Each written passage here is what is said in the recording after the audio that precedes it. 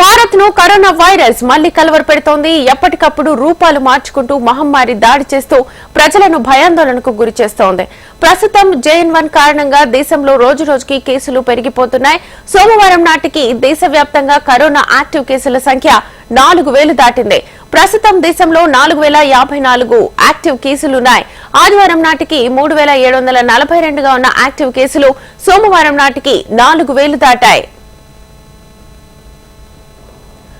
Corona కారణంగా గత 24 గంటల్లో కేరళలో ఒకరు మృతి చెందారు. కోవిడ్ సబ్ వేరియంట్ JN1 మొదటిసారిగా గుర్తించిన కేరళలో ఒక్క రోజులో అత్యధిక సంఖ్యలో 128 యాక్టివ్ కేసులు నమోదయ్యాయి. దేశవ్యాప్తంగా కరోనా కారణంగా ఇప్పటి వరకు 5,33,334 మంది చనిపోయారు. గత 24 గంటల్లో కరోనా నుంచి 315 మంది కోలుకున్నారు.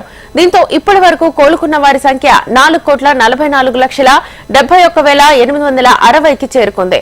జాతీయ రికవరీ రేటు 98.81గా ఉండగా మరణాల రేటు 1.18% ఉందని ఆరోగ్య మంత్రిత్వ శాఖ వెల్లడించింది.